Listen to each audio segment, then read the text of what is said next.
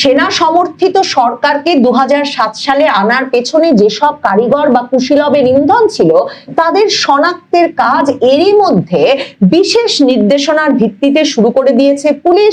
ইতিমধ্যে 113 জনের প্রোফাইল সংগ্রহ করা হয়েছে। এদের মধ্যে বেশ কয়েকজনকে নজরদারির আওতায় আনা হয়েছে। আর ফখরুদ্দিন মঈনুদ্দিন সহ যারা দেশের বাইরে দীর্ঘদিন ধরে অবস্থান করে আত্মগোপনে আছেন তাদের বিষয়ে পুলিশ সদর দপ্তর ইন্টারপোলের দ্বারস্থ হয়েছে। এমনকি রেড নোটিশ জারি করার উদ্যোগ নেওয়ারও নির্দেশনা এসেছে সরকারের একেবারে সর্বোচ্চ পর্যায় থেকে। আপনাদের বারবারই বলেছি, বর্তমান প্রধানমন্ত্রী তারেক রহমানই একমাত্র জানেন 2007 সালে 1/11 সরকারের সময়, সেনা সমর্থিত তত্ত্বাবধায়ক সরকারের সময় কারা তাকে গ্রেফতার করিয়েছিলেন, কারা তাকে সেনা হেফাজতে 1.5 বছরের মতো সময় ধরে আটকে রেখে দিনের পর দিন নির্যাতন করে গেছেন এবং তাকে প্রায় পঙ্গু করে ফেলেছিলেন, এবং কারা তার মা বেগম খালেদা জিয়া, তার ভাই আরাফাত রহমান কোকো সহ জিয়া পরিবারের 3 জনকেই গ্রেফতার করে নানা রকম হুমকি দিয়ে এবং হাওয়া ভবন কেন্দ্রিক নানা রকম ঘটনা প্রবাহ প্রকাশ করে সংবাদ মাধ্যমে জিয়া পরিবারের ইমেজ ক্ষতিগ্রস্ত করেছিলেন, এবং কাদের কারণে তারেক রহমানকে মুচলেকা দিয়ে দেশত্যাগ করে 17 বছর নির্বাসিত জীবন কাটাতে হয়েছে। কিন্তু বিস্ময়কর হলেও সত্য, 1/11 ঘটনার কুশীলবদের অনেকেই, বিশেষ করে সেনা কর্মকর্তারা ভেবেছিলেন যে তারেক রহমান কিছুতেই তাদেরকে ঘাটানোর বা সেনাবাহিনীর কর্মকর্তাদের বিরুদ্ধে ব্যবস্থা নেওয়ার সাহস করবেন না, এবং সেই আস্থাতেই তারা বহাল তবিয়তে একরকম একেবারে ঢাকা শহরে প্রকাশ্যেই জীবনযাপন করছিলেন। এবং সে কারণে এখন যখন তারেক রহমান একের পর এক গ্রেফতার শুরু করেছেন তখন এক রকমের হকচকিত হয়ে পড়েছেন সাবেক সেনা কর্মকর্তাদের অনেকেই।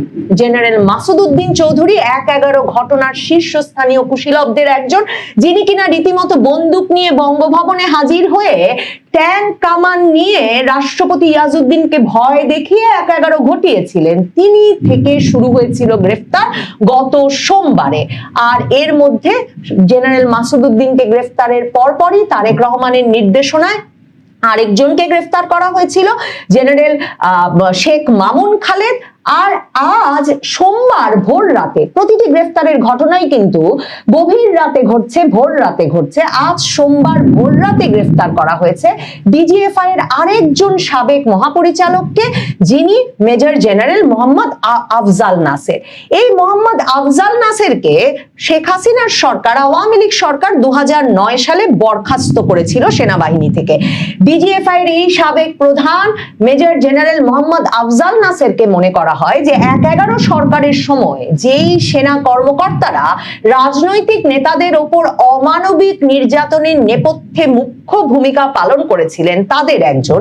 শুধুমাত্র তাই নয়, তারেক রহমানকে যখন দিনের পর দিন শারীরিক নির্যাতন করা হতো, তারেক রহমান আদালতে হাজির হয়ে যে প্রসঙ্গে 2008 সালের শুরুতেই বলেছিলেন যে 24 ঘন্টার মধ্যে 18 ঘন্টা তাকে উল্টো করে ঝুলিয়ে পেটানো হচ্ছে এবং তার মেরুদণ্ডের হাড় একের পর এক ভেঙে গেছে, এবং তিনি হেঁটে কারা হেফাজতে গিয়েছিলেন, কিন্তু এরপর তিনি আদালতে হাজিরা দেওয়া শুরু করেন হুইল চেয়ারে চেপে, এবং তারপর দেখা যেত যে হুইল চেয়ারে এসেও তিনি তার শারীরিক নির্যাতন এবং ব্যথা বেদনার যে প্রতিক্রিয়া সেটা আটকে রাখতে পারছেন না, লুকাতে পারছেন না। মানে ব্যথায় কুকড়ে যাওয়া মুখে হাজির হওয়া তারেক রহমান 2008 সালের শুরুতেই বলেছিলেন যে মাসের পর মাস ধরে তাকে উল্টো করে বেঁধে 18 ঘন্টা ধরে পেটানো হচ্ছে।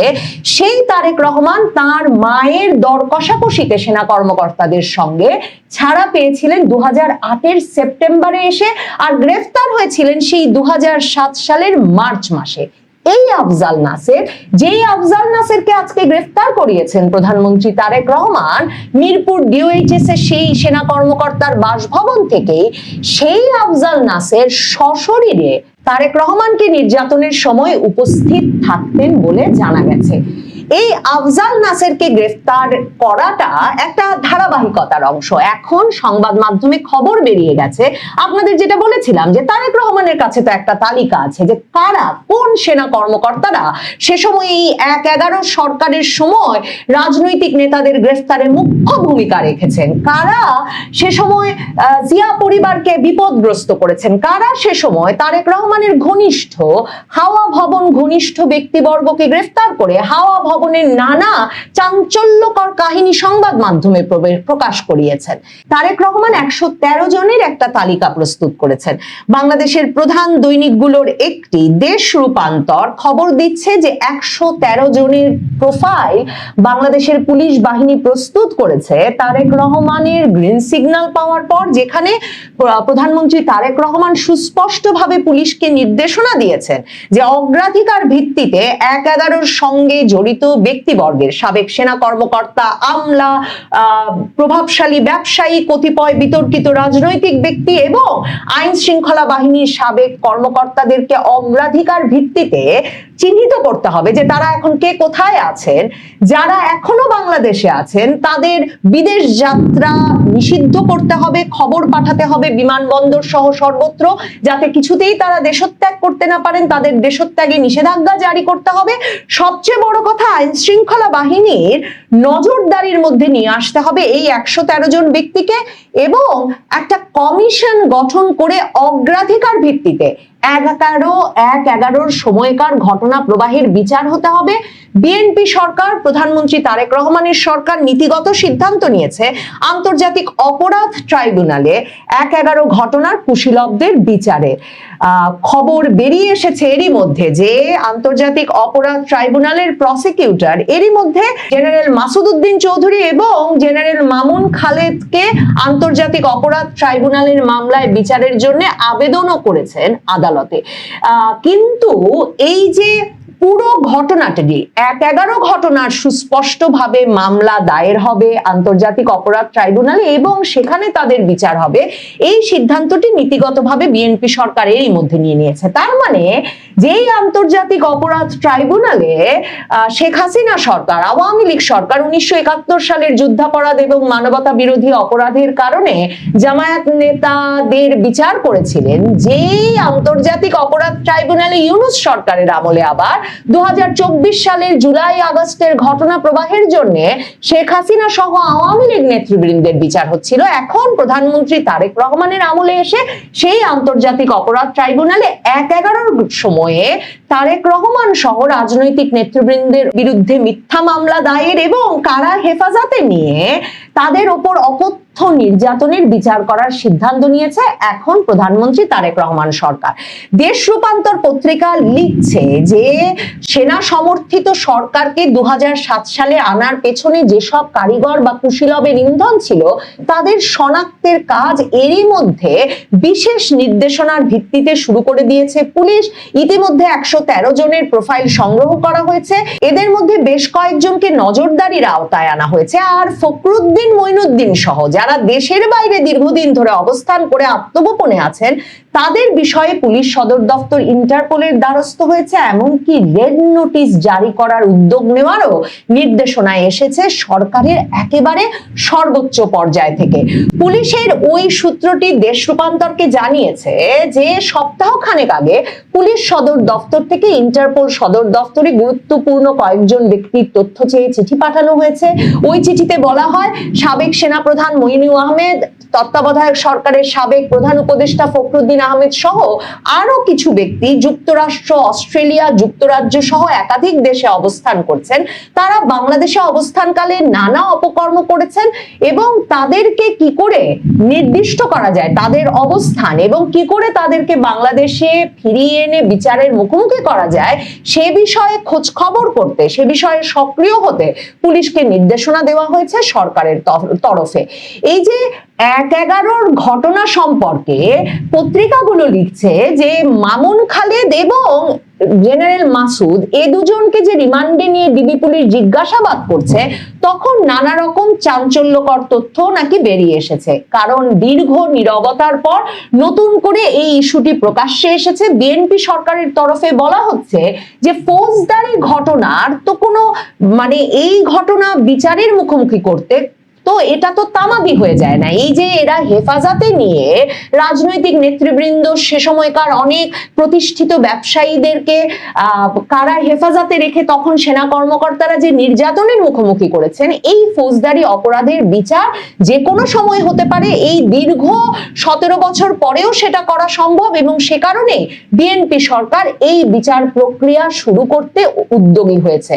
জেনারেল মাসুদ উদ্দিন চৌধুরী এবং তখন ডিজিএফআই এর পরিচালক শেখ মামুন খালেদের রিমান্ডে পাওয়া তথ্যে এমন খবরও পাওয়া গেছে যে তাদের ব্যক্তিগত কার্যালয় এবং গোপন আস্তানায় টর্চার সেল বা নির্যাতন কক্ষ ছিল। এখন সেই টর্চার সেল এবং নির্যাতন কক্ষের ভুক্তভোগী তো প্রধানমন্ত্রী তারেক রহমান স্বয়ং।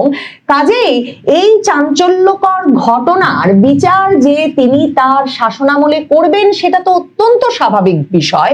কিন্তু বিএনপি সরকার মনে করছে যে ওই যে ১/১১ ঘটনা, সেটা কোনো হঠাৎ করে কোনো সিদ্ধান্ত ছিল না। এই ঘটনার পেছনে বড় ধরনের দীর্ঘ রাজনৈতিক পরিকল্পনা ছিল এবং সিস্টেম্যাটিক ম্যানিপুলেশন ছিল। তারেক রহমান সরকার মনে করছে যে 1/11 এর সময় যে অর্থনৈতিক ও নীতি নির্ধারণী পরিকল্পনাগুলো আনা হয়েছিল, যে পরিবর্তনগুলো আনতে তারা সক্রিয় হয়েছিলেন, তার প্রধান লক্ষ্য ছিল দেশের নির্দিষ্ট কিছু খাতের নিয়ন্ত্রণ নিজের হাতে নিয়ে নেওয়া। তার মানে সেনা কর্মকর্তারা নির্দিষ্ট কিছু খাতের নিয়ন্ত্রণ নিজের হাতে নিয়ে নিতে ১/১১ ঘটিয়েছিলেন, সে কথা মনে করছে প্রধানমন্ত্রী তারেক রহমানের সরকার। এবং তদন্ত কর্মকর্তারা বলছেন যে তারা যে লাইনে তদন্ত করছেন, সেখানে তারা মনে করছেন যে ওই ১/১১ ঘটানোর পেছনে গভীর ভূ রাজনৈতিক সমীকরণ ছিল, বিশাল অঙ্কের আর্থিক লেনদেন জড়িত ছিল। কাজেই যে বিষয়গুলোকে জাতীয় স্বার্থ বলে প্রচার করে সে সময় রাজনৈতিক নেতৃবৃন্দের বিরুদ্ধে দুর্নীতির অভিযোগ আনা হয়েছিল, প্রতিষ্ঠিত ব্যবসায়ীদেরকে কারারুদ্ধ করে তাদের দুর্নীতির অবসান ঘটানোর প্রতিজ্ঞা জনগণের সামনে হাজির করা হয়েছিল কিছু প্রতিষ্ঠিত সংবাদ মাধ্যমের বয়ানে, সেগুলোর পেছনে আর্থিক লেনদেন এবং গভীর ভূ রাজনৈতিক সমীকরণ আছে এবং ব্যক্তিগত ও গোষ্ঠীগত স্বার্থ আছে। এই কথাগুলো মাথায় রেখে তদন্ত কর্মকর্তারা বর্তমানে তদন্ত চালাচ্ছেন। কাজে এই পরিস্থিতিতে যারা এখনো দেশে আছেন, সাবেক সেনা কর্মকর্তা, আমলা, রাজনৈতিক নেতৃবৃন্দ, আইন শৃঙ্খলা বাহিনীর সদস্যরা, যারা তারেক রহমানের পরামর্শে যে তালিকা তৈরি হয়েছে 113 জনের, তার মধ্যে আছেন, তারা এরই মধ্যে ব্যাপক গ্রেফতার আতঙ্কে ভুগছেন। কিন্তু বিমানবন্দর সীমান্তে এরই মধ্যে দেশ ছাড়তে নিষেধাজ্ঞার আওতায় তাদের নাম পৌঁছে যাওয়া, এই মুহূর্তে তাদের দেশ ছাড়বারও কোনো উপায় নাই। নিশ্চিতভাবে মাতা পুত্রের কাছে, বেগম খালেদা জিয়া এবং তারেক রহমানের কাছে সুনির্দিষ্ট তালিকা ছিল কারা জিয়া পরিবারকে বিপদগ্রস্ত করে এতদিন ধরে রাজনৈতিক প্রক্রিয়ার বাইরে রাখতে সমর্থ হলো, কারা জিয়া পরিবারকে বিচ্ছিন্ন করে রাখলো 17 বছর ধরে, এবং কারাই বা তারেক রহমানকে রাজনীতি থেকে সরিয়ে মুচলেকা নিয়ে 17 বছর নির্বাসনে রাখতে বাধ্য করলো। এই পুরো বিষয়টার একটা মীমাংসা চাইছেন তারেক রহমান, এটা স্পষ্ট। 113 জনের তালিকায় যারা আছেন তারা জানেন তাদের জন্য আগামী সময়টা খুবই বিপদে। টোটাল 111 এর যারা জড়িত কুশীলবদের বিরুদ্ধে অপারেশন, নাকি শুধুমাত্র 111 এ জড়িত সেনা কর্মকর্তাদের বিরুদ্ধে অভিযান, সেটা আরেকটু বোঝা যাবে আর কিছুদিন পর। 111 এ জড়িত কুশীলবদের বিরুদ্ধে অপারেশন চলছে। সর্বশেষ খবর হচ্ছে বরখাস্ত সেনা কর্মকর্তা আফজাল নাসের মিরপুর থেকে গ্রেপ্তার। তিনি ঠিক কোন পদে ছিলেন, ডিজি ছিলেন নাকি পরিচালক ছিলেন এখনো পরিষ্কার না। লেফটেন্যান্ট কর্নেল মোহাম্মদ আফজাল নাসেরকে রাজধানীর মিরপুর থেকে গ্রেপ্তার করেছে মহানগর গোয়েন্দা পুলিশ। রোববার গভীর রাতে তাকে গ্রেপ্তার করা হয়। ডিবির যুগ্ম কমিশনার মোহাম্মদ নাসিরুল ইসলাম আফজাল নাসেরকে গ্রেপ্তারের বিষয়টি জানিয়েছেন। ডিবির একটি সূত্র বলছে 1/11 অন্যতম প্রধান কুশীলব হিসেবে পরিচিত সাবেক সেনা কর্মকর্তা লেফটেন্যান্ট জেনারেল মাসুদ উদ্দিন চৌধুরী এবং প্রতিরক্ষা গোয়েন্দা মহাপরিদপ্তরের সাবেক মহাপরিচালক লেফটেন্যান্ট জেনারেল অবসরপ্রাপ্ত শেখ মামুন খালেদকে জিজ্ঞাসাবাদের সূত্র ধরে আফজাল নাসেরকে গ্রেপ্তার করা হয়েছে। তার মানে এই খবর দেখেই বোঝা যাচ্ছে যে 111-এ যেই সেনা কর্মকর্তারা যারা জড়িত ছিল এবং যারা দুটি ঘটনার হয়তো টার্গেট করা হচ্ছে, এক বেগম খালেদা জিয়াকে বাড়ি থেকে বের করা এবং তারেক রহমানের উপর নির্যাতন, এটার সম্ভবত রাজনৈতিক পরিধিটা বড় করা হবে না। আমি যেটা গ্রেপ্তারের ধরন দেখে বোঝা যাচ্ছে যে সমস্ত সেনা কর্মকর্তা ওই সময় জড়িত ছিল নির্যাতন এবং মূল ঘটনা সম্পাদনে, অর্থাৎ যেই তত্ত্বাবধায়ক সরকার ছিল ইয়াজউদ্দিনের নেতৃত্বে, সেই সরকার উৎখাতে যারা জড়িত ছিল, যে সেনা কর্মকর্তারা, দৃষ্টি এখন পর্যন্ত সেই দিকে নিবদ্ধ। কারণ ওই সরকারের যারা বেসামরিক কর্মকর্তা ছিলেন তাদের দিকে কিন্তু হাত বাড়ানো হচ্ছে না। এর থেকে বোঝা যায় যে 111-এর সঙ্গে জড়িত সেনা কর্মকর্তারাই হচ্ছে এখানে টার্গেট। মাসুদ উদ্দিন চৌধুরীকে গত সোমবার রাতে পল্টনের বাসা থেকে গ্রেপ্তার করা হয়। তার একদিন পর গ্রেপ্তার করা হয় শেখ মামুন খালেদকে। তাদেরকে আন্তর্জাতিক অপরাধ ট্রাইব্যুনালে হাজির করা হয়েছে এবং 6 দিনের রিমান্ড, আগে 5 দিন ছিল, এবার 6 দিনের রিমান্ড মঞ্জুর করা হয়েছে। আর এর রিমান্ড এখনো চলছে। 5 দিনের রিমান্ড মঞ্জুর করেছে যেই মামুন খালেদকে, ডিবি হেফাজতে তাকেও গ্রেপ্তার জিজ্ঞাসাবাদ চলছে। সম্ভবত তাদের বিরুদ্ধে হত্যা মামলা বা দুর্নীতি মামলা এটা সম্ভবত প্রধান না, প্রধান হচ্ছে 111-এ কার কি অবস্থান সেটা চিহ্নিত করা। আফজাল নাসেরের বাড়ি নোয়াখালীর সেনবাগ উপজেলার মজিরখিল এলাকায়। 1984 সালে 4 জুলাই সেনাবাহিনীতে যোগদান। 2006 মার্চ থেকে 2008 সালের মার্চ পর্যন্ত তিনি ডিজিএফআই তে দায়িত্ব পালন করেন। এই সময়টাই হচ্ছে 111 গুরুত্বপূর্ণ সময়, 6 থেকে 8।